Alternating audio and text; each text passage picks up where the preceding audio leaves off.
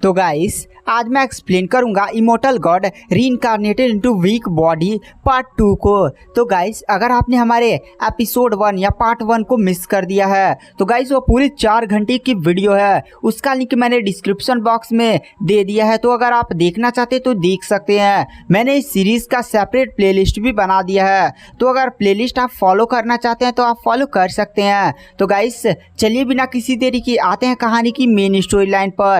तो एपिसोड की स्टार्टिंग में हमें जियांग भाई के बड़े भाई नेमर को दिखाया जाता है, जो जियांग भाई की देखभाल कर रहा होता है। और इस टाइम गाइस जियांग भाई काफ़ी ज़्यादा घायल होता है। आपको याद है पिछले एपिसोड में जियांग भाई ने कितनी बड़ी बैटल किया था। तभी वहाँ पर प्रिंसेस भी आ जाती है। प्रिंसेस नेमर को कपड़े देते हैं ताकि वह जियांग भाई के सर पर रख सके। जियांग भाई की इस समय हालत काफ़ी ज़्यादा बेकार होती है। और गाइस हमें थोड़ा सा पीछे का सीन दिखाया जाता है जहाँ पर जियांग भाई ने जब बैटल किया था तो काफ़ी ज़्यादा घायल होती है, इसलिए बड़ा भाई प्रिंसेस को बुलाता है और जियांग भाई को मेडिकल हॉल में ले जाने के लिए बोलता है। और इधर हमें एल्डर डू और एक और उजी सेट के हमें एल्डर को दिखाया जाता है, वो भी काफ़ी ज़्यादा घायल होते हैं। तो जो मेडिकल हॉल का एल्डर होता है वो सीधे हमारे बड़े भाई के पास जाता है, यानी नेमर के पास जाता है और कहता है नेमर डिसाइपल देखो यार मेरी पावर उतनी ज़्यादा नहीं है, मैं तो एक मेडिकल हॉल का एल्डर हूँ, तो क्या तुम मेरी मदद करोगे इन दोनों एल्डर्स को मेरे हॉल तक पहुँचाने में। जहाँ तक मतलब जल्दी से पहुँचा दो तो मैं इनका इलाज भी शुरू कर दूँ। वहाँ पर नेमर भी कहता है ठीक है एल्डर। उसके बाद जो नेमर होता है वो अपनी पावर्स का यूज़ करता है और फिर वहाँ पर वो जो दोनों एल्डर होते हैं यानी एल्डर डू और वह नीला कपड़ा पहना हुआ एल्डर को वहाँ पर जो नेमर होता है मेडिकल हॉल में पहुँचा देता है। इन्हें हमें नेमर को दिखाया जाता है जो काफ़ी ज़्यादा गुस्से में होता है और कहता है आज हमारे उजी सेक्ट में काफ़ी ज़्यादा एल्डर्स घायल हो चुके हैं, साथ ही साथ डिसाइपल्स भी घायल हुए हैं और मेरा भाई भी काफ़ी ज़्यादा घायल हो चुका है। इसके लिए मुझे काफ़ी ज़्यादा मतलब तैयारी करनी होगी और मुझे अपनी पावर्स को और भी ज़्यादा बढ़ाना होगा। और गाइस याद है आपको नेमर भी हेवन लेवल तक पहुंच चुका और हमारा मेन कैरेक्टर की कल्टीवेशन मतलब आगे पता चलेगी, वो तो पहले ही हेवन लेवल के पता नहीं किस लेवल तक पहुंच चुका। पॉइंट पर टिप टिप कर अपना लेवल तो बढ़ा ही रहा था हमारा मेन कैरेक्टर। इधर हमें जियांग भाई को दिखाया जाता है जो सच में काफ़ी ज़्यादा घायल होता है। इस टाइम जो जियांग भाई की सोल होती है वो एक अजीब सी वर्ल्ड में होती है जहाँ पर उसके सामने वही डीमन बैठा होता है। गाइस एक डीमन है। वहाँ पर जियांग भाई बोलता है अभी डीमन बता आखिर तू मुझे कहाँ लेकर आया है। वहाँ पर वो थोड़ा सा डीमन को धमकाने उमकाने लगता है और बताएगा या नहीं। वहाँ पर जो हमारा मेन कैरेक्टर होता है डीमन कैसे गाल पकड़ के खींचने उचने लगता है और कहता बता भाई बता और बता तू मेरे को नहीं बताएगा। यह बात बोलते हमारा मेन कैरेक्टर डीमन को थप्पड़ मार देता है, जिससे डीमन को काफ़ी ज़्यादा गुस्सा आता है और हवा में उड़ने लगता है बंदा और कहता है तू जानता है मैं कौन हूँ, मैं एक डीमन गॉड हूँ और मेरी पावर की हद तू जानता है। तू एक तुच्छ प्राणी होकर तू मुझ पर अटैक करेगा। और गाइस से एक डीमन गॉड होता है, काफ़ी ज़्यादा गुस्सा करने लगता है और कहता है आज तू मेरे हाथों बचेगा नहीं, तू केवल एक तुच्छ सा इंसान होकर तू डीमन गॉड पर हाथ उठाने की हिम्मत करेगा। हमारा मेन कैरेक्टर उस डीमन को देखकर कहता अच्छा तू डीमन गॉड है, सच में तेरी पावर काफ़ी ज़्यादा भयानक है, तो एक बात बता तू मेरी बॉडी के अंदर क्या कर रहा है। वह डीमन गॉड हमारे मेन कैरेक्टर जियांग भाई से बोलता है तू मेरा एक कंटेनर है जिसमें मैं रीइंकार्नेट करूंगा और फिर से इस दुनिया में आऊँगा। हमारा मेन कैरेक्टर डीमन गॉड को लात मारता और कहता हट बे तो क्या यहाँ पर अंट संट बातें कर, अपने आप को डीमन गॉड बोला ये ले और बहुत सारा डीमन गॉड को मारता है, जिससे हमारे मेन कैरेक्टर को काफ़ी ज़्यादा एंगर वैल्यू पॉइंट्स मिलते हैं। हमारा मेन कैरेक्टर मतलब मुक्के मुक्के डीमन गॉड को उठा उठा कर पटकता है। वहाँ पर डीमन गॉड भी बोलता है अरे भाई रुक जा, कितना मारेगा तू मुझे, थोड़ा सा रहम कर, मैं तुझे सच्चाई बताता हूँ। उसके बाद गाइस हमें यहाँ से सीन शिफ्ट किया जाता है और हमें रॉयल फैमिली का सीन दिखाया जाता है जहाँ पर मास्टर हाउटियन बैठे होते हैं। तो वहाँ पर जो प्रिंस और किंग होते हैं वह कहते हैं मास्टर हाउटियन बताइए उजी सेट की क्या हालत है, कोई इन्फॉर्मेशन आई है। वहाँ पर मास्टर हाउटियन बोलते हैं नहीं, दरअसल मैं फाइट होने से पहले उजी सेट छोड़ चुका था और आई थिंक पूरा उजी सेक्ट डिस्ट्रॉय हो चुका होगा, आपने नेशनल टीचर और पता नहीं किसको भेजा होगा।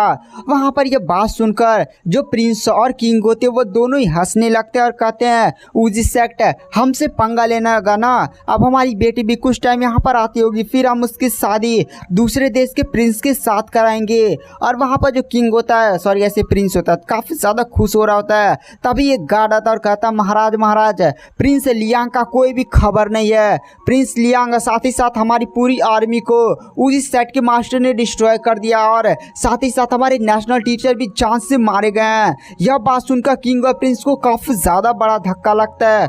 वहां पर जो किंग होता है, मोटा किंग होता है, वह कहता है अरे भाई अब क्या होगा, प्रिंस लियांग हमारे देश का प्रिंस नहीं है बल्कि हमारे दूसरे देश का प्रिंस है और हमने उसके प्रिंस को मतलब उसका कोई भी खबर नहीं, जल्दी से ढूंढो यार, मतलब वो मर गया है जिंदा है, वरना दूसरे देश का जो किंग है वो हमारे ऊपर अटैक कर देगा। और गाइस ये प्रिंस आपको याद है ना, अरे यार वही गे लड़का जो नहीं गया था उजी सेट में अटैक करने के लिए और हमारे मेन कैरेक्टर जियांग भाई के बड़े भाई को मतलब प्यार वार करता है। अरे गाइस वही प्रिंस जिसकी शादी हमारी प्रिंसेस लैनियन के साथ होने वाली थी, लेकिन प्रिंसेस लैनियन भाग हो गई थी। वही प्रिंस वहाँ पर ये प्रिंस ना जब नहीं उसका नेशनल टीचर और बाकी आर्मी डिस्ट्रॉय हुई थी तो पता नहीं कहाँ है, उजी सेट वालों ने पकड़ लिया है या वह जिंदा है या नहीं, इसके बारे में हमें आगे के एपिसोड्स में पता चलेगा। तो यहाँ पर ये किंग भी बोलता है अरे बेटे अगर यहाँ पर उस प्रिंस को कुछ हो गया ना तो सच में काफ़ी ज़्यादा बड़ी मुसीबत आ जाएगी। वहाँ पर प्रिंस भी बोलता है अरे आप चिंता मत करिए पापा, अगर प्रिंस लियांग को कुछ भी हुआ होगा ना पापा तो हम सारा इल्जाम उजी सेट पर डाल देंगे कि उजी सेट ने प्रिंस लियांग को धोखे से पकड़कर जान से मार दिया, तो दूसरे देश का गुस्सा उजी सेट को झेलना पड़ेगा। उसके बाद गाइस हमें इधर डीमन गॉड को दिखाया जाता है जो हमारा मेन कैरेक्टर उसके ऊपर बैठा होता है और कहता भाई बता, साथ ही साथ तू मुझे ये भी बता कि मैं पावरफुल कैसे बन सकता हूँ। जो तूने मुझे बाहर पावर प्रोवाइड की थी वो पावर काफ़ी ज़्यादा भयानक थी, मैंने एक ही अटैक में नेशनल टीचर को जान से मार दिया था, तो जल्दी से अब मेरे को बता।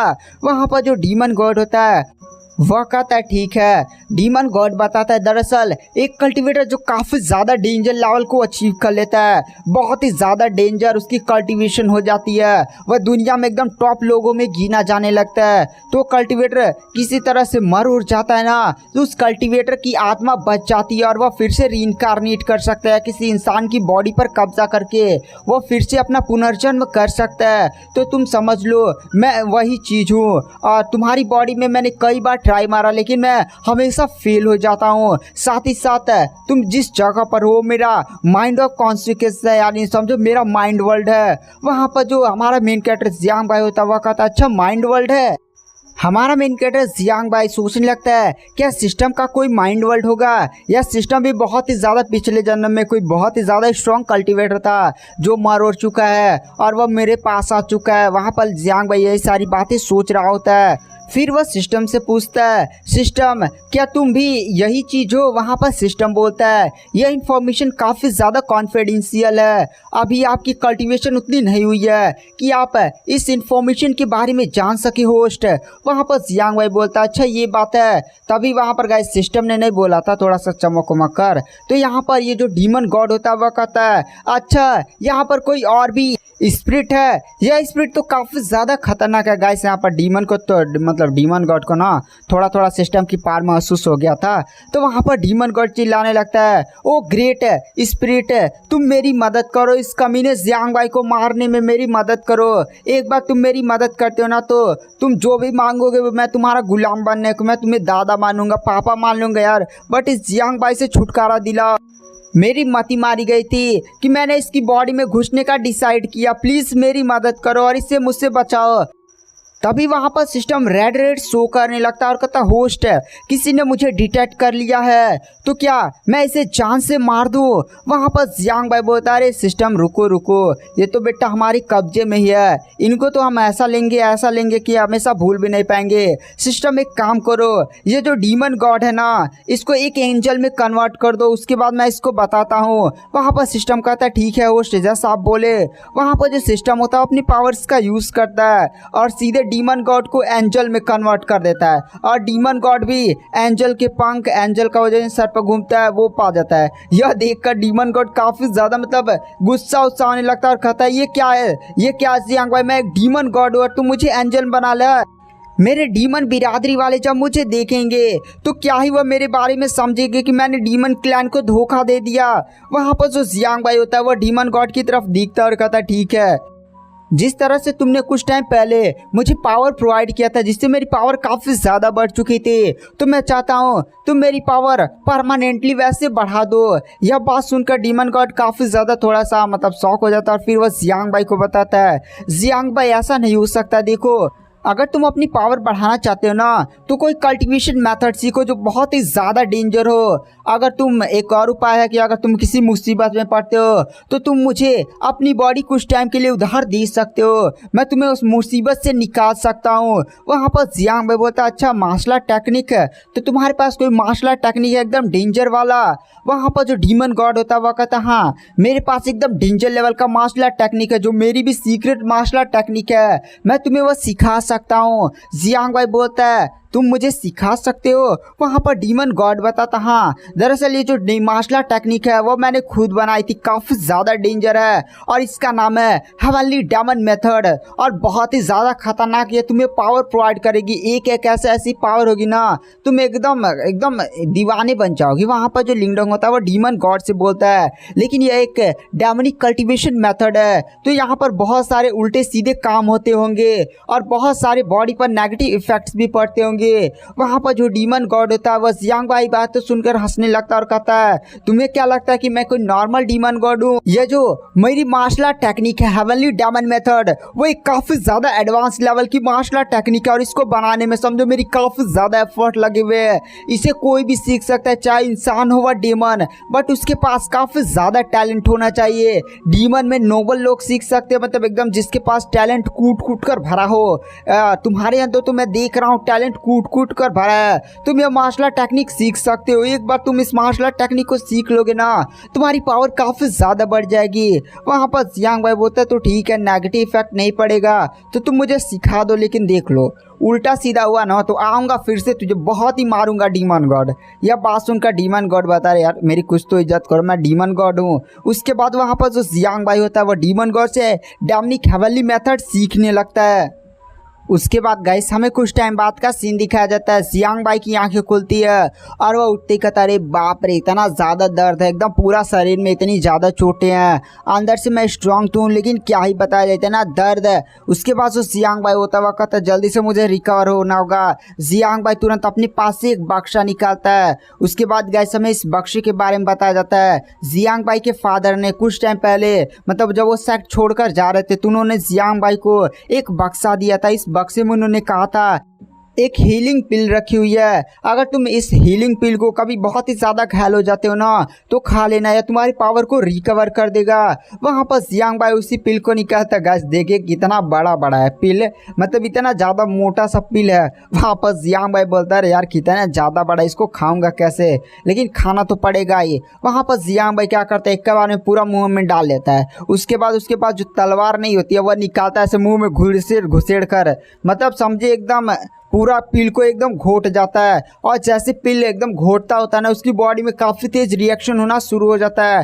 प्रिंसेस भी दौड़ते दौड़ते उसके कमरे में आती है और वह देखती है कि जियांग भाई की बॉडी से काफ़ी ज़्यादा लाल लाल कलर का रोशनी। वहाँ पर जियांग भाई जोर से चिल्ला रहा होता है गरम है गरम है। वहाँ पर जियांग भाई को ऐसे चिल्लाता हुआ देखकर मतलब प्रिंसेस भी काफ़ी ज़्यादा मतलब डर हो जाता है और कहती है रुकिए यंग मास्टर जियांग भाई मैं कुछ करती हूँ। उसके बाद जो जियांग भाई होता है वो फिर से तुरंत डीमन गॉड के पास चला जाता और कहता है डीमन गॉड जल्दी से मेरी बॉडी को देख क्या हो रहा है और उसको जल्दी से ठीक कर। वहाँ पर डीमन गॉड बोलता है ठीक है मास्टर मैं अभी जाता हूँ और आपकी बॉडी में जो भी एनर्जी का उतार चढ़ाव रहा है उसे ठीक करता हूँ। उसके बाद जो मतलब डीमन गॉड होता है वो हमारे मेन कैरेक्टर की बॉडी को कंट्रोल करता और कहता है ये है जियांग भाई की बॉडी, मतलब इस बंदे ने मुझे काफ़ी ज़्यादा परेशान किया था, मैं इसे छोड़ूंगा ना। अपने मुक्का उक्का मारने लगता है लेकिन उसकी बॉडी में सच में जियांग भाई की काफ़ी ज़्यादा खतरनाक एनर्जी घूम रही होती है। डीमन गॉड बोलता है यार मैं अभी इस बॉडी में उस बॉडी को नुकसान पहुंचाऊंगा तो मुझे सीधे ही अपनी चोट पहुंचा रहा हूँ। और ऊपर से इस हरामी ने कौन सा पिल खा लिया यार, ये कोई एडवांस लेवल की एक्सपायर पिल तो नहीं थी, इतनी ज़्यादा खतरनाक बॉडी से एकदम एनर्जी कैसे निकल रहा, मतलब इसकी पावर तो पूरी अनस्टेबल हो चुकी है। मुझे इसकी पावर को पहले स्टेबल करना होगा। तभी वहाँ पर डीमन गॉड की नज़र पीछे प्रिंसेस पर पड़ती है। वहाँ पर प्रिंसेस भी मतलब इतना ज़्यादा अजीब जियांग भाई को बर्ताव देखकर काफ़ी ज़्यादा शॉक हो जाती है। वहाँ पर जो डीमन गॉड होता है वो तुरंत अपना हाथ ऊपर उठाता है और प्रिंसेस की तरफ एक अजीब सा मतलब कुछ एनर्जी से शूट कर देता है और वो जो एनर्जी होती है वो सीधे प्रिंसेस की बॉडी में जाने लगती है। जियांग भाई ये सारी चीज़ें अंदर से देख रहा होता है और वह डीमन गॉड से बोलता है, अबे डीमन गॉड तूने प्रिंसेस के साथ ये क्या कर दिया। वहाँ पर डीमन गॉड बोलता है, अरे कुछ नहीं, बल्कि मैंने उसे थोड़ी सी अपनी ब्लड एसेंस प्रोवाइड किया है। वहाँ पर जियांग भाई बोलता है, अबे कमीने जल्दी से बता तूने क्या किया, वरना सच बता रहा हूँ तुझे ऐसा पीटूंगा ना, ऐसा पीटूंगा कि तू बोल भी नहीं पाएगा। वहाँ पर जियांग भाई तुरंत डीमन गॉड पर तलवार वलवार चलाने के लिए तैयार हो जाता है। डीमन गॉड बोलता है, अरे मास्टर आप थोड़ा सा गलत समझ रहे हैं, दरअसल आपकी बॉडी में काफ़ी ज़्यादा एनर्जी रिलीज हो रही थी। उस एनर्जी को संभालने के लिए मैंने कुछ एनर्जी प्रिंसेस की बॉडी में डाल दी और बाकी जितना मुझसे कंट्रोल हो सका मैंने उसका यूज़ किया और आपकी कल्टीवेशन को बढ़ा दिया। आप पहले हेवन रियलम में थे लेकिन आपकी कल्टीवेशन आप नीदर रियलम तक पहुंच चुकी है और आप मुझ पर एकदम शक कर रहे हैं क्या? आपका इतना ज़्यादा वफादार मैं डीमन गॉड हूँ, साथ ही साथ मैंने आपको हेवनली डीमन मेथड भी सीखा है, आप मुझ पर शक कर रहे हैं। हमारा मेन कैरेक्टर बोलता है, अच्छा तूने मुझे हेवनली डीमन मेथड सीखा है। वहाँ पर हमारा मेन कैरेक्टर सिस्टम में उस टेक्निक के बारे में चेक करता है तो सिस्टम बताता है ऐसी कोई टेक्निक नहीं है, इस डेमन गॉड ने जो आपको मार्शल टेक्निक सिखा है ना वो आधी सीखा है, इसलिए सिस्टम उसको पूरा नहीं शो करा रहा। तो आप इस डीमन गॉड से पूरा मार्शल टेक्निक सीखे तभी सिस्टम में ऑप्शन आएगा कि आप इस heavenly demon method martial technique को कितने ज़्यादा लेवल तक अपग्रेड कर सकते हैं। हमारा मेन कैरेक्टर भी उस डीमन गॉड की तरफ देखता और कहता है, अच्छा भाई तुम मुझसे झूठ बोलेगा, सच में तेरी इतनी ज़्यादा हिम्मत हो चुकी है, अब मैं तेरे को बताता हूँ। हमारा मेन कैरेक्टर सिस्टम से बोलता है, सिस्टम थोड़ा इस डीमन गॉड को थोड़ा सा डॉल बना देना, मुझे डॉल से खेलने का बड़ा मन कर रहा था। सिस्टम भी ऐसा करता है, डीमन गॉड को डॉल बना देता है। डीमन गॉड बोलता है, अरे मास्टर आप क्या कर रहे हैं, मैं आपका इतना ज़्यादा वफादार साथी, आप मुझे क्या बना दिए। हमारा मेन कैरेक्टर बोलता है, अच्छा वफादार साथी ये ले, और सीधे उठाकर डीमन गॉड को जमीन पर पटक देता और कहता है, अब चुपचाप मेरे को heavenly demon method martial technique पूरा सीखा, तूने मुझे आधा सीखा है, मुझे पता चल गया अगर तू नहीं सिखाएगा ना तो सच बता रहा हूँ बहुत ही ज़्यादा पीटूंगा। वहाँ पर जो डीमन गॉड होता है वो काफ़ी ज़्यादा डर जाता है और कहता है, मास्टर मैं सिखा रहा हूँ, मैं आपको पूरी मार्शल टेक्निक सिखा रहा हूँ। उसके बाद वहाँ पर जो वो हेवनली डीमन होता है वह सीधे हमारे मान कैरेक्टर जियांग भाई को फिर से अपनी हेवनली डीमन मार्शल टेक्निक को सिखाने उखाने लगता है। और गाइस हमें बाहर सीन दिखाया जाता है जहाँ पर जियांग भाई की बॉडी से अच्छी खासी एनर्जी निकल रही होती है। अब यहाँ पर जियांग भाई की कल्टीवेशन हेवन लेवल से भी ऊपर नीदर रियलम में जा चुकी है। और इधर हमें प्रिंसेस को दिखाया जाता है, जो प्रिंसेस होती है उसे डीमन गॉड द्वारा दिए गए एसेंस को एब्जॉर्व कर रही होती है और वो भी अपने आप को ब्रेक थ्रू करके अर्थ रियलम तक पहुँचा लेती है। तभी वहाँ पर प्रिंसेस को फिर से वह जियांग भाई का लाल कलर वाला मतलब जो डीमन गॉड ने कब्जा किया तो वही चेहरा दिखने लगता है, जिससे प्रिंसेस काफ़ी ज़्यादा थोड़ा सा डर हो जाती है। उसके बाद वहाँ पर जो जियांग भाई होता है फिर से टब से बाहर निकलता और कहता है, चलो मैं अपने नेगेटिव पॉइंट्स को चेक करता हूँ। वह चेक करता है कि उसके पास लमसम 12,000 पॉइंट्स के मतलब एंगर पहले पॉइंट्स हो चुके हैं। वहाँ पर जो हमारा जियांग भाई होता है वो हेवनली डीमन मार्शल टेक्निक के लेवल को अपग्रेड कर देता है, साथ ही साथ वो स्टेटस भी चेक करता है। तभी वहाँ पर जो डीमन गॉड होता है फिर से हमारे मेन कैरेक्टर को वापस बुला लेता है। वहाँ पर जो हमारा मेन कैरेक्टर होता है डीमन गॉड को देख कर कहता हाँ भाई बता। वहाँ पर डीमन गॉड बोलता है, मास्टर आपने मुझे पुतला बनाया था, पुतला से फिर से इंसान बनाओ ना। जियांग भाई बोलता है, अच्छा ये बात है, चलो मैं तुम्हें बना देता हूँ। वहाँ पर वो जो पुतला होता है मतलब डीमन गॉड होता है वह कहता है, मास्टर दरअसल एक बात और, आपने हेवनली डीमन मार्शल टेक्निक सीखा है तो हेवनली डीमन टेक्निक जो भी सीखता है ना उसे काफ़ी ज़्यादा पावर मिलती है। जैसे एक पावर होती है चीज़ों को कंट्रोल करने की पावर, दूसरी पावर होती है चीज़ों को आर पार देखने की पावर। वहाँ पर जियांग भाई बोलता है, अच्छा ये भी बात है क्या, चलो कोई ना, ये सारी चीज़ें बता दी, अच्छा हुआ। उसके बाद मैं तुम्हें बास मिलता हूँ। उसके बाद जो जियांग भाई होता है वो प्रिंसेस के पास जाता है और कहता है, वाह प्रिंसेस तुमने तो कमाल कर दिया, तुम तो अर्थ रियलम में पहुँच गए, तुम तो सच में काफ़ी ज़्यादा जीनियस हो। और बहुत सारे मतलब प्रिंसेस पर एकदम लाइन और मारना शुरू कर देता है। तभी यहाँ पर जियांग भाई के मन में ख्याल आता है कि उसके पास आर पार देखने की पावर मिली है। तो प्रिंसेस की चपटी छाती को देखता है और कहता है, देखो क्या एक बार अपनी पावर्स का यूज़ करते हुए। तो वहाँ पर जो जियांग भाई होता है वह हेवनली डेमन मार्शल टेक्निक का यूज़ करता है और उसे जो आर पार देखने की पावर मिली होती है ना उसका यूज़ कर देता है, जिससे प्रिंसेस एकदम उसे नंगी दिखाई दे देती है। यह देखकर हमारे मेन कैरेक्टर की नाकों से खून बहने लगता है, मतलब एकदम नहीं, एकदम देखकर मज़ा आ गया था उसको। तो यहाँ पर प्रिंसेस भी कहती है, यंग मास्टर जियांग भाई आपकी नाकों से खून भरा है, आप ठीक तो है ना। वहाँ पर जियांग भाई बोलता है, अरे अरे कुछ नहीं यार, थोड़ा सा वो हो जाता है कभी काल। वहाँ पर प्रिंसेस बोलती है, यंग मास्टर जियांग भाई अगर आप ठीक है तो मेरी तरफ देखिए ना। वहाँ पर जियांग भाई बोलता है, अरे नहीं नहीं, मतलब फिर से थोड़ा सा चेहरा इधर घुमा रहा होता है और फिर से अपना चेहरा उधर घुमा ले रहा होता है, क्योंकि गाइस इसने अपनी वो आर पार देखने वाली एबिलिटी का यूज़ किया था, जिसके कारण प्रिंसेस को एकदम नंगा ही देख रहा होता है। तभी वहाँ पर डीमन गॉड प्रकट हो जाता है और कहता है, मास्टर आप इस डिवाइन कॉन्शियस का गलत इस्तेमाल कर रहे हैं। दरअसल डिवाइन कॉन्शियस के पास एक और भी एबिलिटी होती है कि आप किसी भी चीज़ों को कंट्रोल कर सकते हैं, मतलब किसी भी चीज़ को उठा सकते हैं अपने माइंड द्वारा। चलिए मैं एग्जांपल दिखाता हूँ। और प्रिंसेस के पीछे एक टेबल होता है, वही डीमन गॉड उठाता है और सीधे प्रिंसेस के पैर से टकरा देता है, जिससे प्रिंसेस का बैलेंस बिगड़ जाता है और सीधे वह हमारे मेन कैरेक्टर जियांग भाई पर गिर जाती हैं। दोनों के बीच में काफ़ी ज़्यादा रोमांटिक पल बन जाता है। वहाँ पर प्रिंसेस जैसे जियांग भाई की आंखों में देखते उन्हें फिर वही जियांग भाई का डेविलिश लुक दिखाई देता है, जिससे प्रिंसेस काफ़ी ज़्यादा डर जाती है और फिर से खड़ी हो जाती हैं। वहाँ पर जियांग भाई बोलता है, प्रिंसेस आपको कुछ प्रॉब्लम है क्या। वहाँ पर प्रिंसेस बोलती है, नहीं नहीं, आप नहा रहे थे ना, तो जैसे थोड़ा सा आपका एनर्जी एकदम अनस्टेबल हो गया था, तो उस टाइम कुछ आप अजीब लग रहे थे। उस टाइम आपने बोला था कि मैं केवल आपकी एक ऑब्जेक्ट हूँ। यही सारी बातें सोचते हुए प्रिंसेस थोड़ा सा मतलब नाराज होता है और वहाँ से चली जाती है। जियांग भाई प्रिंसेस को रोकने की कोशिश करता है, अरे प्रिंसेस तुम गलत समझ रही हो। तभी जियांग भाई का सर चकराने लगता है। तो वहाँ पर उसका डीमन गॉड बताता है, मास्टर आप जब भी इस डिवाइन कॉन्शियसनेस का यूज़ करेंगे तो आपकी काफ़ी ज़्यादा एनर्जी कंज्यूम होगी। अभी आपकी कल्टीवेशन नीदर रियलम पर है, बट आपको और भी ज़्यादा लेवल पर जब ऊपर जाएंगे ना, तभी आप डिवाइन कॉन्शियस का बढ़िया लेवल पर यूज़ कर पाएंगे। अभी आपने ज़्यादा यूज़ कर लिया, जिसके कारण आप बेहोश हो जाएंगे। और जैसे ही यहाँ पर डीमन गॉड यह बात बोलता है, वहाँ पर जो जियांग भाई हो जाता है वो बेहोश हो जाता है। उसके बाद गाइस हमें यहाँ सीन शिफ्ट कर दिया जाता है और हमें जियांग भाई को और उसके बड़े भाई नेमर को दिखाया जाता है, जो इस टाइम सेक्ट में उड़े होते हैं और वो लोग एल्डर डू से मिलने जा रहे होते हैं। जहाँ पर जो नेमर होता है वह जियांग भाई से बोलता है, जियांग भाई मैंने प्रिंसेस को देखा, दरअसल प्रिंसेस थोड़ा सा उदास लग रही थी, तो क्या तुम्हारा प्रिंसेस के साथ कोई झगड़ा वगड़ा तो नहीं हुआ है। थोड़ा सा लड़कियों से बढ़िया से बात किया करो।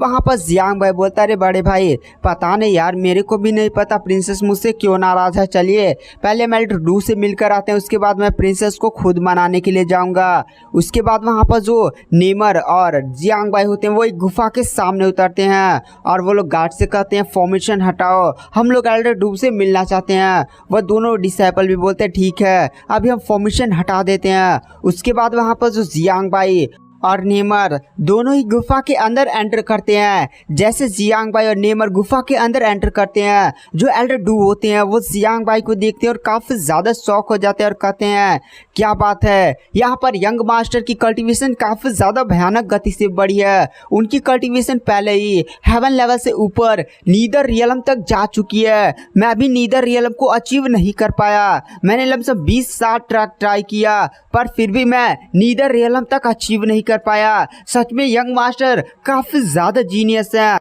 उन्होंने इतनी ज़्यादा छोटी उम्र में नीदर रियलम को अचीव कर लिया। तभी वहाँ पर जो जियांग भाई होता है, नेमर होते हैं, वो जाकर एल्डर डू से पूछते हैं, एल्डर डू अब आपकी तबीयत कैसी है और आपको क्या हुआ है, इतनी ज़्यादा फॉर्मेशन और मिशन क्यों लगी है।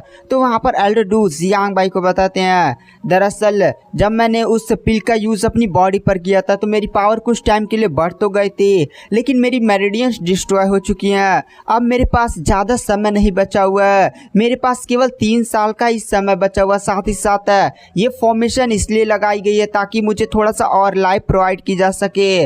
मैं मिनिमम ना अब 3 ही साल जी पाऊंगा। यह बात सुनकर जियांग भाई और नेमर काफ़ी ज़्यादा शॉक हो जाते हैं। वो एल्डर डू के सामने झुक जाते हैं और कहते हैं, एल्डर डू आपने सच में हमारे लिए काफ़ी ज़्यादा बड़ा बलिदान दिया है, लेकिन 3 सालों के अंदर ही हम आपको बचा लेंगे। ऐसी मतलब हर्ब्स तो होंगी जिसका यूज़ करके फिर से आपकी मेरिडियंस को रिकवर किया जा सके और आपकी लाइफ आपको फिर से वापस प्रोवाइड की जा सके।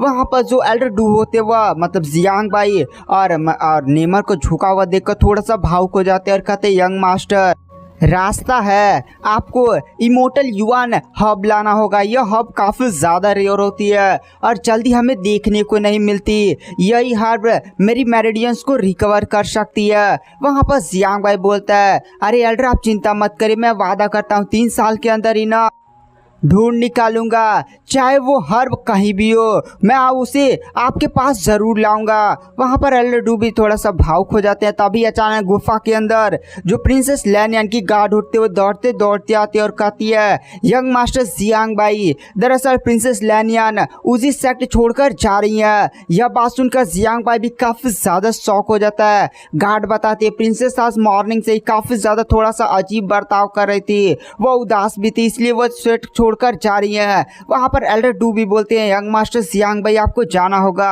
और प्रिंसेस को लेकर वापस आना होगा।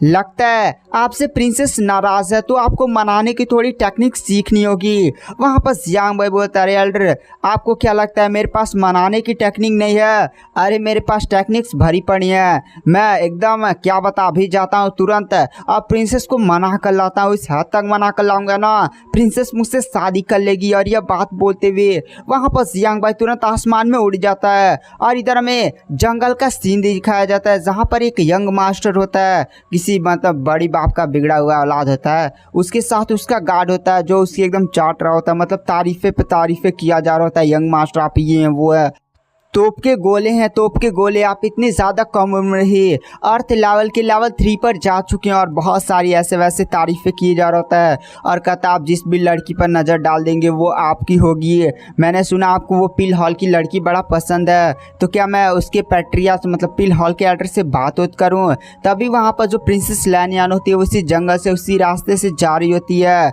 वहाँ पर जैसे ही वह यंग मास्टर प्रिंसेस लैनियन को देखता और तुरंत उसका उस पर दिल आ जाता है और वह तुरंत प्रिंसेस लैनियन को रोकता और कहता, लड़की तुम कहाँ जा रही हो? वैसे जंगल में अकेले अकेले, क्या तुम हमारे साथ चल सकती हो? मैं इस फैमिली का तोप हो तोप।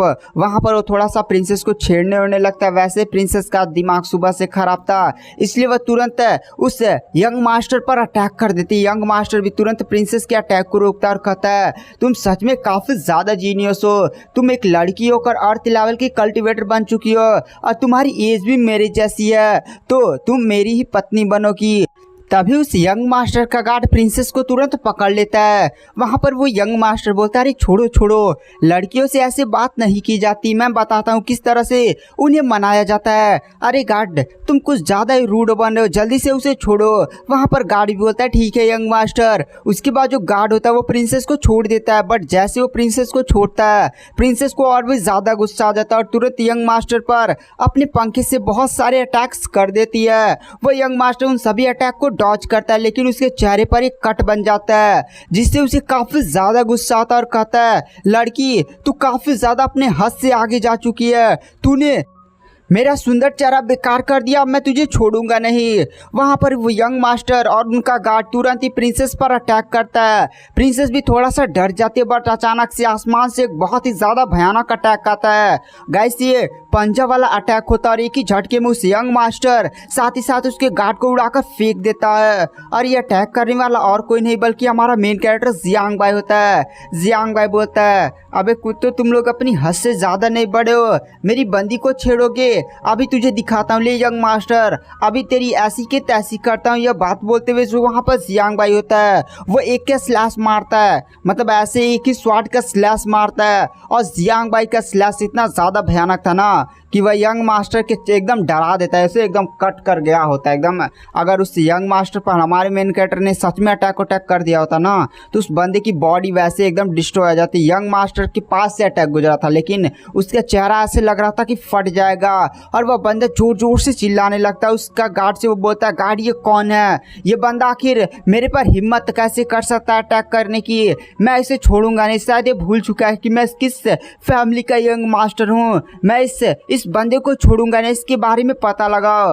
वह गार्ड भी होता है। यंग मास्टर पता क्या लगाना है। दरअसल यहाँ पर केवल एक ही सेक्ट है, उजी सेक्ट। तो बंदा जरूरी उजी सेक्ट का डिसाइपल होगा। और उस लड़की ने भी बोला था कि वो उजी सेक्ट की है, तो बंदा भी उजी सेक्ट का होगा। यंग मास्टर बोलता है जल्दी से अपनी फैमिली के पास चलो, हम उजी सेक्ट से बदला लेकर रहेंगे। उसके बाद गाइस हमें यहाँ सीन शिफ्ट कर जाता है और हमें प्रिंसेस को दिखाया जाता है जो जंगल में थोड़ा सा और आगे चली गई थी। और अचानक से वो बैठकर मतलब उसके शरीर पर कुछ होने लगता है, उसके सर पर कुछ अजीब सी लाल लाल कलर की रोशनी घूमने लगती है। वहां पर हमारा यंग मास्टर जियांग भाई तुरंत प्रिंसेस के पास आता है और पेड़ पर खड़ा हो जाता है और प्रिंसेस की बॉडी में अजीब अजीब सी चीजें देखने लगता है। वहां पर मतलब कुछ अजीब सी लाल कलर की रोशनी वो भी देख लेता है। वहां पर यंग मास्टर जियांग भाई तुरंत अपने डिवाइन कॉन्शियसनेस का यूज करता है और कहता है कि आखिर प्रिंसेस के साथ ये एनर्जी किस प्रकार की है। और फिर उसे वह दृश्य दिखाई देता है जहां पर उस मतलब डीमन गॉड ने ना प्रिंसेस की बॉडी में अजीब सी अपनी ब्लड को डाल दिया होता है। उसी से ये सारी चीजें प्रिंसेस को हो रही होती है।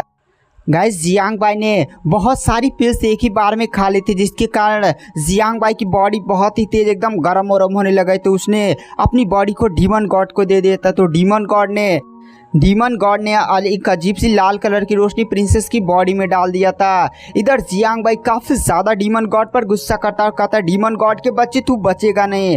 डीमन गॉड भी कहता है यार अब तो पकड़ा गया, भागना पड़ेगा, लेकिन भागूंगा कहाँ। तभी हमारा मेन कैरेक्टर तुरंत अपने माइंड वर्ल्ड में आता और सीधे डीमन गॉड का गला पकड़ लेता और कहता है मैं जानता हूँ तूने प्रिंसेस के साथ क्या किया। तूने प्रिंसेस की बॉडी में अपनी ब्लड स्पिरिट को डाल दिया जिससे तू प्रिंसेस की बॉडी पर कब्जा करना चाहता था और मेरी बॉडी से निकलकर प्रिंसेस की बॉडी में रीइंकारनेट करना चाहता था।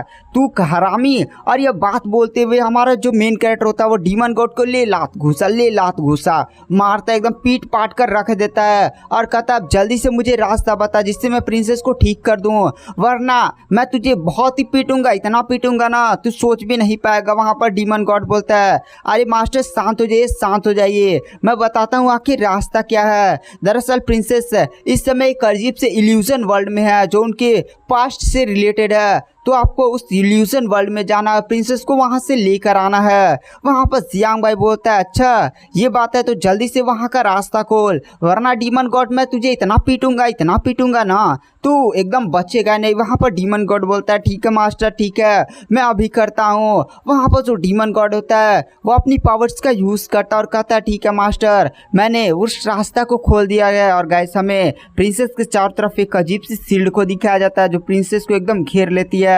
डीमन गॉड बोलता है मास्टर आपको इस शील्ड रास्ते एंटर करना होगा। आप जैसे इस शील्ड में एंटर करेंगे ना आप प्रिंसेस के इल्यूजन वर्ल्ड में चले जाएंगे। उसके बाद प्रिंसेस को आपको वापस लाना होगा, नॉर्मली जो चल रहा है ना उसको चलने देना होगा। जियांग भाई बोलता है ठीक है मैं प्रिंसेस को बचाने के लिए उसके इल्यूजन वर्ल्ड में जा रहा हूँ, लेकिन एक बात ध्यान रखना फिर से कुछ ऐसी उल्टी सीधी हरकत करने की कोशिश की ना तो बहुत ही पीटूंगा डीमन गॉड। वहां पर डीमन गॉड भी बोलता है ठीक है यंग मास्टर। उसके बाद हमें यहाँ से जियांग भाई को दिखाया जाता है जो प्रिंसेस के इल्यूजन वर्ल्ड में चला जाता है। और इधर हमें इल्यूजन वर्ल्ड में दो बंदों को दिखाया जाता है, मतलब छोटे छोटे बच्चे थे, वह एक लड़की को परेशान कर रहे होते हैं, उसको अपने साथ खिला नहीं रहे होते हैं। मतलब नहीं दोनों बच्चे हरामी और रामी थे और थोड़ा सा उससे मतलब छोटी बच्ची को कुछ अंट संट भी बोल देते हैं जिससे छोटी बच्ची और भी ज़्यादा मतलब रोने होने लगती है।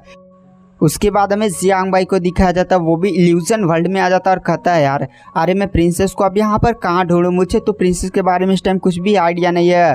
तभी वह उसी लड़की के पास जाता है जिसे लोग बुली कर रहे थे। वो लड़की थोड़ा सा नदी किनारे बैठकर रो रही होती है। जियांग भाई बोलता है सुनो लड़की, क्या तुम, वो लड़की भी जियांग भाई की तरफ देखती है और कहती है अरे आप तो कोई आउटसाइडर लगते हैं, आप तो सच में काफ़ी ज़्यादा हैंडसम हैं। वहाँ पर जियांग भाई बोलता है अरे थैंक यू। दरअसल मैं तुमसे एक क्वेश्चन पूछना चाहता हूँ, क्या तुमने एक बहुत ही ज़्यादा ब्यूटीफुल लड़कियों को यहाँ पर देखा था? वहाँ पर छोटी लड़की बोलती है ये बहुत ही ज़्यादा सुंदर लड़की नहीं, पूरे गांव में केवल एक ही लड़की है जो इतनी ज़्यादा सुंदर है, वो है मेरी मदर। वहाँ पर जियांग बोलता है क्या आपकी मदर, क्या आप उनसे मुझे मिलवा सकती हैं? वो लड़की बोलती है हाँ चलिए मैं आपको उनसे मिलवा सकती हूँ, सच में मेरी मदर काफ़ी ज़्यादा खूबसूरत है। और यह बात बोलते हुए जियांग भाई को अपने घर की तरफ ले जाने लगती हैं। और वह जैसे घर पर पहुँचती है ना जियांग भाई साथ ही साथ वो लड़की भी काफ़ी ज़्यादा शौक में हो जाती है, क्योंकि हमें वहाँ पर एक बंदी को दिखाया जाता है जिसने उस छोटी लड़की की माँ को जान से मार दिया होता और वो बंदा बोलता है लियानियन तुम भी यहाँ पर आ गई, आज तुम भी मेरी हाथों से मरोगी। और यह बात बोलते हुए बंदा काफ़ी ज़्यादा कोई डेविलिश सा लुक देने लगता है। और गाइस ये छोटी लड़की प्रिंसेस है, ये थोड़ा सा बचपन का टाइम है। वहाँ पर वो छोटी लड़की को काफ़ी ज़्यादा गुस्सा आता है। जियांग भाई भी अपनी स्वाड निकाल लेता है उस मोटी को जान से मारने के लिए। उस छोटी लड़की प्रिंसेस मतलब तुरंत जियांग भाई की स्वाड लेती है और जाकर उस मोटे को जान से मार डालती है। और फिर वो अपनी माँ के पास जाती है और कहती माँ आप मुझे ऐसे छोड़कर नहीं जा सकती। वहाँ पर जो उसकी माँ होती है वह कहती है लियानियन तुम्हें इस दुनिया में अब काफ़ी ज़्यादा सतर्क रहने की ज़रूरत है। मैं बचूंगी नहीं। दरअसल अभी कुछ टाइम में तुम्हारे ग्रैंड एल्डर हाउटियन आ रहे होंगे, उनके साथ तुम चले जाना। एक बात ध्यान रखना, किसी पर भी आंख मूंद कर विश्वास नहीं करना। और यह बात बोलते हुए वहाँ पर लियानियन की माँ जान से मर जाती है। और गाइस यहाँ पर जो लियानियन की माँ थी वो शायद मतलब रानी थी नहीं, रानी को थोड़ा सा कहीं घूमने उमने का शौक होता है तो अपनी बिना आइडेंटिटी बताए इस गाँव में आई होंगी। और यहाँ पर इस बंदे ने थोड़ा सा इतनी सुंदर लड़की देखी होगी तो जान से मार दिया होगा, ऐसा वैसा कुछ मैटर हुआ होगा। तो यहाँ पर प्रिंसेस ने भी बचपन में उस बंदे को जान से मार दिया था। गाइस ये एक रियल स्टोरी थी। और हमें वहाँ पर दिखाया जाता है जो जियांग भाई होता है ना वह उस छोटी लड़की को काफ़ी ज़्यादा समझाता है। उसके बाद वहाँ पर रॉयल गार्ड्स आ जाते हैं, साथ ही साथ एल्डर हाउटियन भी आते हैं, वो भी सारे मैटर्स को देखते हैं। उसके बाद वह छोटी लड़की लियानियन को लेकर फिर से रॉयल पैलेस में वापस चले जाते हैं। और इधर जो प्रिंसेस लियानियन होती है वो भी अपनी आंखें खोलती है। जियांग भाई भी उनके पास ही बैठा होता है। वहाँ पर प्रिंसेस लियानियन जियांग भाई को देखकर काफ़ी ज़्यादा थोड़ा सा भावुक हो जाती है और तुरंत वह जियांग भाई के गले लग जाती हैं। जियांग भाई बोलता है अरे प्रिंसेस मैं आपके साथ हमेशा रहूँगा। उसके बाद गाइस हमें किंग ऊ को दिखाया जाता है। जो किंग ऊ होता है ना वो दौड़ते दौड़ते उजी सेट में आ रहा होता है और कहता है उजी सेट के एल्डर्स प्लीज़ मेरे बेटे को लौटा दो। और गाइस ये जो किंग ऊ है वो प्रिंसेस लियानियन का बाप है और इसका जो बेटा है ना आपको याद होगा प्रिंस टॉमी। आपको याद है ना प्रिंस टॉमी के साथ हमारे मेन कैरेक्टर की फाइट हुई थी, एकदम मजा आ गया था। आपको याद होगा कि जियांग भाई ने प्रिंस टॉमी को मारा नहीं था बल्कि उसे बेहोश कर मतलब उजी सेट में रख दिया था। तो यहीं पर जो किंग ऊ होता है वो दौड़ता दौड़ता आता है और सीधे रो चिल्लाने उल्लाने लगता है कि प्लीज़ उजी सेट के एल्डर्स मेरे बेटे को वापस लौटा दो, केवल ये तो बता दो मेरा बेटा जिंदा है या नहीं, मुझे ऐसी खबर मिली है, मेरा बेटा मर चुका है। और वह जोर जोर से चिल्लाने लगता है। एल्डर हाउटियन भी उसके साथ आए होते हैं। एल्डर हाउटियन उसको थोड़ा सा समझाते हैं। वहाँ पर जो किंग ऊ होता है कहता नहीं पहले मेरे बेटे के बारे में मुझे खबर चाहिए कि वह जिंदा या नहीं। अगर उसी सेट के एल्डर्स मुझे नहीं मेरे बेटे को लौटाते हैं तो मैं यहीं पर आत्महत्या कर लूँगा। यह बात बोलते गाइस कैंची निकाल लेता और कहता है मैं इस कैंची से अपना गला काट लूँगा। और गाइस वहीं पर हमें आसमान में उजी सेट के सेकंड एल्डर को दिखाया जाता है और उसके साथ मेडिकल एल्डर भी होते हैं। मतलब गाइस यहाँ पर जो नीला वाला कपड़ा पहना बंदा नहीं है वो उजी सेट का सेकंड एल्डर है। हमने इसे बहुत सारी फाइट्स में देखा था। वहाँ पर मेडिकल हॉल का एल्डर बोलता है सेकंड एल्डर बताइए क्या करें, क्या हम इसके बेटे प्रिंस टॉमी को वापस लौटा दें। ये बंदा काफ़ी ज़्यादा इधर नखड़े उखड़े जोर जोर से चिल्ला रहा है। वहाँ पर सेकंड एल्डर बोलते हैं हाँ इस किंग को इसका बेटा प्रिंस टॉमी वापस लौटाओ, उसके बाद इन दोनों को हॉल में बुलाओ, वहीं पर सारा मैटर डिस्कस होगा। यहाँ पर अभी यंग मास्टर जियांग भाई भी आ रहे होते हैं, वो भी थोड़ा सा इस किंग को समझाएंगे। इस किंग की वजह से इसकी बहुत सारी आर्मीज मारी गई हैं, इंपीरियल आर्मी के सोल्जर्स मारे गए और इसने अपनी आर्मी से और पता नहीं किस तरह का डैमनिक पिल का यूज़ किया। थोड़ा सा इसे समझाते हैं उसके बाद देखा जाएगा।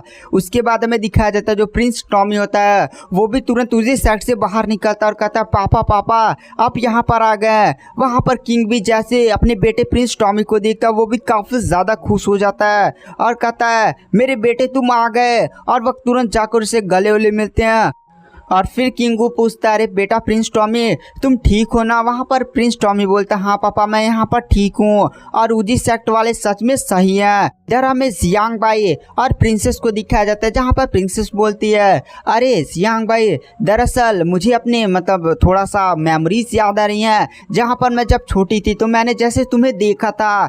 जियांग भाई बोलते क्या बात कर रहे हो, मैं भी आपके एज का हूँ, तुम भी मेरी एज की हो, तो आप मेरे को कैसे देख सकती हैं। यहाँ पर ये हो सकता है कि आप पिछले जन्म में मेरा प्यार हो। तो भगवान की दया से इस बार आप मेरी फिर से पत्नी बनने जा रही। यहाँ पर प्रिंसेस भी थोड़ा सा शर्मा जाती है। जियांग भाई बोलता है अरे प्रिंसेस मैं सच बोल रहा हूँ, तो सच में आप लगता है मेरी पत्नी बन चुकी हैं, तो चलिए साथ में बच्चे पैदा करते हैं। यह बात सुनकर थोड़ा सा प्रिंसेस को गुस्सा आ जाता है और कहती है चल कमीने। और यह बात बोलते हुए जो जियांग भाई को एक मुक्का दे देते हैं और कहती है अपनी हद में रहो, अभी हमारी शादी वादी कुछ भी नहीं हुई है, तुम्हें तो पहले मेरे पापा को मनाना होगा।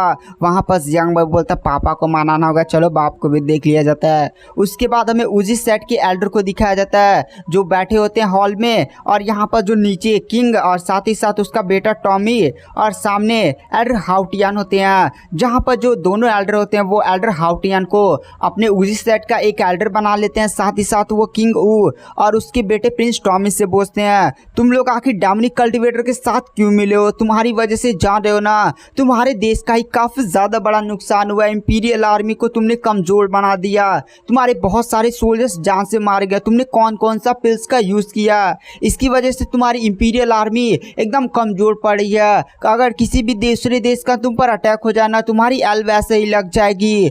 वहां पर तभी जियांग भाई भी एंटर मारता है, किंग ऊ और उसका बेटा जियांग भाई को थोड़ा ग्रीट करते हैं। जियांग भाई भी फिर से थोड़ा सा आगे बढ़ जाता है और एल्डर को ग्रीट करता है। उसके बाद जो जियांग भाई होता है वह किंग ऊ और प्रिंस को ज्ञान देना शुरू करता है। वहां पर तभी प्रिंस टॉमी बोलता है अरे फादर ये बंदा काफी ज्यादा कमीना। किंग ऊ बोलता है अरे बेटे शांत रहो। उसके बाद जो जियांग भाई होता है वो बहुत सारा ज्ञान देता है कि किंग आपको ऐसा नहीं करना चाहिए था, आपकी वजह से आपकी इंपीरियल आर्मी कमजोर पड़ रही है, साथ ही साथ आपके बहुत सारे सोल्जर्स मारे गए। उन डेमनिक कल्टीवेटर्स का क्या, वह किसी बहुत ही बड़े डेमंस को छुड़ाने उड़ाने की प्लानिंग कर रहे हैं, तो उसमें आपका ही फायदा होगा, इंसानियत का ऐसा वैसा हो जाएगा। वहाँ पर जियांग भाई गाइस बहुत सारा ज्ञान देता है जिससे कि वहाँ पर जो किंग होता है ना उसे यहाँ पर जियांग भाई एकदम देवता लगने लगता है और कहता है वाह यंग मास्टर जियांग भाई मैं तो आपके कदमों में गिरता हूँ, आप तो सच में लाइट ऑफ गॉड हैं, आपने मेरी आंखें खोल दी। वैसे मैं आपसे कहना चाहता हूँ शादी कर लो मेरी बेटी से।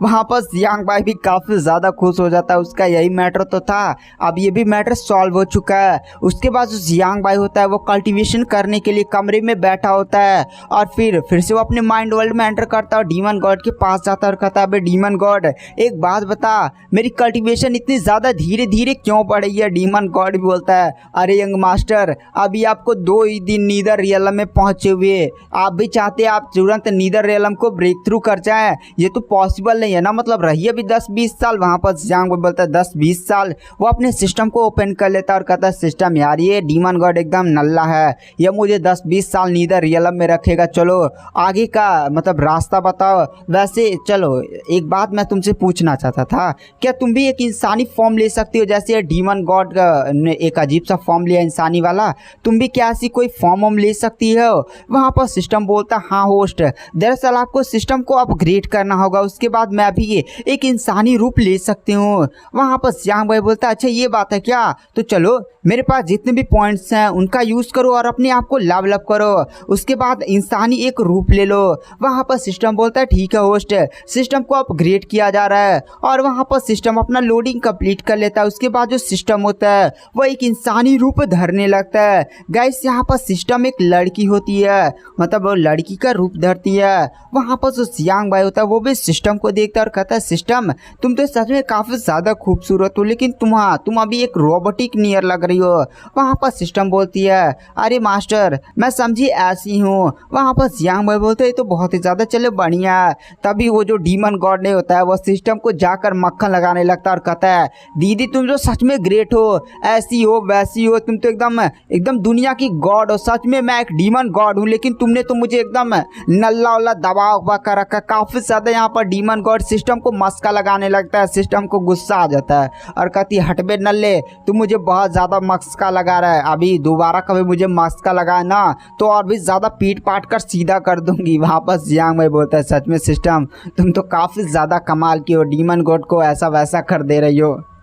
उसके बाद गाइस हमें यहाँ सीन शिफ्ट कर दिया जाता है और हमारे मेन कैरेक्टर जियांग बाई को दिखाया जाता है जो एल्डर डू से मिलने आया होता है वह, और वह एल्डर डू से पूछता है, एल्डर डू दरअसल मैं अपने फादर के बारे में कुछ जानना चाहता हूँ। एल्डर डू पूछते हैं, हाँ यंग मास्टर पूछिए। वहाँ पर जो जियांग बाई होता है वह कहता है, आखिर मेरे फादर कहाँ पर गए हैं? सेक्ट पर इतनी बड़ी मुसीबत आई थी, इतने ज़्यादा पावरफुल एल्डर्स ने अटैक किया था, लेकिन वह सेक्ट में दिखाई नहीं दिए हैं। आखिर वह इस टाइम कहाँ पर है? वहाँ पर जो एल्डर डू होते हैं वह कहते हैं, यंग मास्टर जियांग बाई दरअसल मैं आपको ये बात नहीं बता सकता। वहाँ पर जियांग बाई बताता है, अरे एल्डर डू आप बताइए, आप ऐसा क्यों बोल रहे हैं? आपको मेरी पावर पर कोई शक है क्या? वहाँ पर एल्डर डू बोलते हैं, नहीं यंग मास्टर, दरअसल वह जगह काफ़ी ज़्यादा खतरनाक है और आपके फादर किसी को रोकने की कोशिश कर रहे हैं। वहाँ पर जियांग बाई बोलता है, अरे एल्डर डू आप चिंता मत करिए, मैं अभी नीदर रियलम तक पहुँच चुका हूँ और मैं किसी भी मुसीबत से निपटने के लिए तैयार हूँ।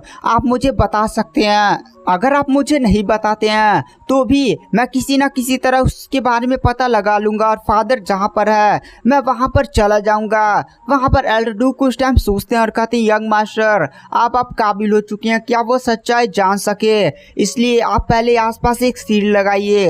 वहाँ पर जियांग बाई एक शील्ड लगा लेता है, मतलब शील्ड के अंदर ही आवाज़ रहेगी, बाहर नहीं जाएगी। वहाँ पर जो बूढ़े एल्डर होते हैं वह जियांग बाई को सारी सच्चाई बताने लगते हैं कि आखिर उसके फादर कहाँ पर हैं।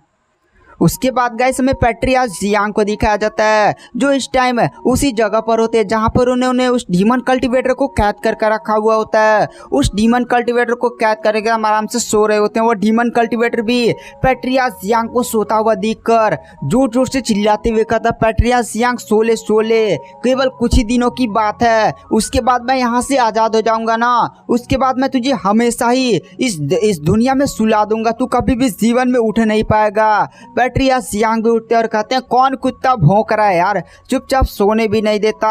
अच्छा तुझे यहाँ से आज़ाद होने का ना, निकल कर दिखा यहाँ से, हिम्मत है तो। यह बात सुनकर डीमन कल्टीवेटर को काफ़ी ज़्यादा गुस्सा आ जाता और कहता, क्या तूने मुझे कुत्ता बोला? तू नहीं जानता, एक बार मुझे आज़ाद करना, उसके बाद बताता हूँ कुत्ता कौन है। वहाँ पर पैट्रियार्च जियांग भी उतरते हैं अपने वो अजीब से कॉलड्रॉन से। उसके बाद वह ज़मीन पर आते हुए उस डीमन कल्टीवेटर की तरफ देख कर कहते हैं, ओहो मुझे भी यहाँ पर आइडिया लग चुका है कि तेरे जो चमचे हैं वह तुझे छुड़ाने के लिए यहाँ पर कोई ना कोई अजीब सा प्लान कर रहे हैं, तो इसीलिए मैं तो यहाँ पर बैठा हुआ हूँ, आने दो तेरे चमचे को, उसके बाद बताता हूँ। उसके बाद गाइस हमें उसी कल्टीवेटर को, मतलब डीमन मास्क वाले कल्टीवेटर को दिखाया जाता है जो उस जगह पर पहुँच चुका होता है और ये सारी चीज़ें ना पीछे से छुपकर दिख रहा होता है और फिर वही एक अजीब सा काला कलर का अटैक करता है जो सीधे पैट्रियार्च जियांग की तरफ बढ़ने लगता है। पैट्रियार्च जियांग भी तुरंत उस अटैक को महसूस कर लेते हैं। गाइस वो अटैक पैट्रियार्च पर नहीं बल्कि डीमन कल्टीवेटर जहाँ पर कैद नहीं था उसको छुड़ाने के लिए था। वहां पर पैट्रियार्च जियांग भी बोलते हैं, अच्छा यहाँ पर सपोर्टर आ चुके हैं। पैट्रियार्च जियांग एक काफी ज्यादा पावरफुल बड़ा सा ड्रैगन बनाते हैं जो ड्रैगन एक ही झटके में उस काले कपड़े पहने हुए बंदे का अटैक डिस्ट्रॉय कर देता है। साथ ही साथ काले कपड़े वाले पहने हुए बंदे को ना भी काफी ज्यादा चोटें लगती हैं क्योंकि उसने काले अटैक को करने में अपनी काफी ज्यादा एनर्जी को खत्म कर दिया होता है। काला कपड़ा वाला बंदा वहां से तुरंत भागता और कहता है ये बंदा काफी ज्यादा पावरफुल है। वहां पर जो पैट्रियार्च जियांग होते हैं वह कहते हैं, जैसा मुझे अंदाजा था तेरे चमचों ने इस लोकेशन का अंदाजा लगा लिया है और वो लोग तुझे छुड़ाने की कोशिश करेंगे, आने दो, सबको देख लूंगा। और मैंने भी जितनी इन्वेस्टिगेशन किया तेरे चमचे तुझे चंद्र ग्रहण को छुड़ाने वाले हैं ना, आओ देखते हैं उस चमचों को। उसके बाद गाइस हमें उस कल्टीवेटर को दिखाया जाता है जो काफ़ी ज़्यादा घायल होता है, जिसको ने हमारे मेन कैरेक्टर के बाप ने अटैक करके एकदम घायल कर दिया होता है। वो सीधे रॉयल पैलेस में आता है जहाँ पर ये दोगला प्रिंस नहीं होता, वो एकदम मौज वोजी कर रहा होता है। वो भी उस काले कपड़े पहने बंदे को देखता है और कहता है, मास्टर आप ठीक तो है ना? वहाँ पर जो काला कपड़ा पहना हुआ डोमिनिक कल्टीवेटर होता है वो सीधे जाकर उस प्रिंस की जगह पर बैठता है और प्रिंस तुरंत उसके सामने झुक जाता है। डोमिनिक कल्टीवेटर बोलता है, बलि की क्या नतीजा है? यहाँ पर मैंने कहा था कि हमें 300 कल्टीवेटर्स को बलिदान देना होगा ताकि जो हमारे लॉर्ड हैं वो उस आज कैद से छूट सके। वह प्रिंस भी बोलता है मास्टर दरअसल यार यहाँ पर सारी चीज़ें गड़बड़ हो चुकी हैं। उसी सेक्ट में कोई बहुत ही ज़्यादा पावरफुल कल्टिवेटर है जिसने हमारी इंपीरियल आर्मी को बहुत ही ज़्यादा नुकसान पहुँचा दिया। हमारे बहुत सारे पावरफुल एल्डर्स और लोग मारे जा चुके हैं, यहाँ तक कि नेशनल टीचर भी मारा जा चुका है। तो हम बलि का इंतजाम नहीं कर पा रहे हैं। वहाँ पर वो जो डैमनिक कल्टिवेटर होता है वह कहता है किसी तरह मुझे 300 बंदों की बलि चाहिए चंद्रग्रहण से पहले ही, ताकि हम अपने मास्टर को छुड़ा सके। वहाँ पर प्रिंस बोलता है ठीक है मास्टर, इसका इंतजाम किसी तरह से किया जाता है। वहाँ पर डैमनिक कल्टिवेटर बोलता है किया नहीं जाता, मैं भी कुछ तरीका लगाता हूँ, मुझे अब तुम पर थोड़ा सा भी विश्वास नहीं रहा है। उसके बाद गाइस हमें यहाँ से सीन शिफ्ट किया जाता है जहाँ पर हमें नाइट का सीन दिखाया जाता है। नाइट में जो जियांग बाई का बड़ा भाई नेमर होता है वह नेमर जियांग बाई से मिलता है और कहता है जियांग बाई मैंने भी सुना है कि तुम वहाँ जा रहे हो जहाँ पर फादर है, वह जगह काफ़ी ज़्यादा खतरनाक है। और गाइस नेमर को ना उस जगह के बारे में आइडिया पहले से ही। तो वहाँ पर जियांग बाई बोलता है भाई अब जानते हैं। वहाँ पर नेमर बोलता हाँ फादर ने मुझे उसके बारे में बताया है और वो जगह काफ़ी ज़्यादा खतरनाक है। अगर तुम वहाँ पर जाओगे ना सच में तुम्हें काफ़ी ज़्यादा चोटें वोटें लगेंगी, वह जगह बहुत ही ज़्यादा डेंजर है। फादर ने सख्ती हम दोनों को वहाँ पर आने से मना किया। जियांग बाई बोलता है भाई मेरी पावर काफ़ी ज़्यादा बढ़ चुका है और मैं पहले से नेदर रियलम तक पहुँच चुका हूँ और नेदर रियलम की पावर के साथ मैं फादर की हेल्प जरूर कर सकता हूँ उस बंदे यानी डीमन कल्टिवेटर को हराने के लिए। वहाँ पर नेमर बोलता है जियांग बाई तुम्हारी कल्टीवेशन तो बढ़ गई लेकिन तुम्हें फाइट का कोई भी एक्सपीरियंस नहीं है, तो चलो मैं तुम्हें एक ऑफर देता हूँ, मैं तुम्हें नहीं रोकूंगा बट तुम्हें मुझे आसानी से हराना होगा। वहाँ पर जियांग बाई बोलता है ठीक है भाई चलिए मैं आपको आसानी से हरा देता हूँ। नेमर बोलता है भाई मैं अभी हेवन रियलम का कल्टिवेटर हूँ। जियांग बाई बोलता है अरे भाई मैं क्या कहा जाता है मैं नीदर रियलम का कल्टिवेटर हूँ। उसके बाद हमें यहाँ सीन शिफ्ट किया था जहाँ पर जियांग बाई का बड़ा भाई एक काफ़ी ज़्यादा भयानक अटैक सीधे जियांग बाई पर करता है। बट वहाँ पर जियांग बाई अपने डिवाइन कॉन्शियसनेस का यूज़ करते हुए अपने सामने एक शील्ड बना लेता है। ये ब्लैक कलर की शील्ड से जैसे जियांग बाई के बड़े भाई का अटैक टकराता ना धुआं हो जाता है। जियांग बाई का बड़ा भाई भी काफ़ी ज़्यादा शॉक हो जाता है और वो अपने वीपन से जियांग बाई पर अटैक करता है, लेकिन जियांग बाई अपने डिवाइन कॉन्शियसनेस की पावर का फिर से यूज़ करता है। सीधे ही देखते देखते ही मतलब आंखों से देखता है और वहाँ पर अपने बड़े भाई के अटैक को रोक लेता है और तुरंत उसके मतलब हथियार को जमीन पर गिरा देता है। इस नज़ारे को देखकर जियांग बाई का बड़ा भाई भी काफ़ी ज़्यादा शॉक हो जाता है क्योंकि वह एक हेवन लेवल का कल्टिवेटर था। सच में यहाँ पर जियांग बाई की पावर काफ़ी ज़्यादा बढ़ चुकी है, इसलिए वो जियांग बाई से बोलता है ठीक है जियांग बाई तुम्हारी पावर काफ़ी ज़्यादा बढ़ चुकी है तो ठीक है अब तुम अगर जाना चाहते हो तो जा सकते हो, मैं अभी अब तुम्हें नहीं रोकूंगा। और गाइस आज की वीडियो की एक्सप्लेनेशन को यहीं पर एंड कर देते हैं। यह सीरीज़ काफ़ी ज़्यादा इंटरेस्टिंग है, तो अगर आप वीडियो पसंद आती है ना तो अच्छे खासे कमेंट कर दें। तो जैसे ही आप लोग अच्छे खासे कमेंट कर देते हैं मैं नेक्स्ट एपिसोड डाल दूंगा। और गाइस मैंने इसका सेपरेट प्लेलिस्ट भी बना दिया है तो आप उस प्लेलिस्ट को भी फॉलो कर सकते हैं। चैनल को लाइक सब्सक्राइब जरूर कर लें ताकि मैं जो भी इस सीरीज़ का वीडियो अपलोड करूँ तुरंत आपको सबसे पहले नोटिफिकेशन मिले। तो थैंक यू, बाय बाय।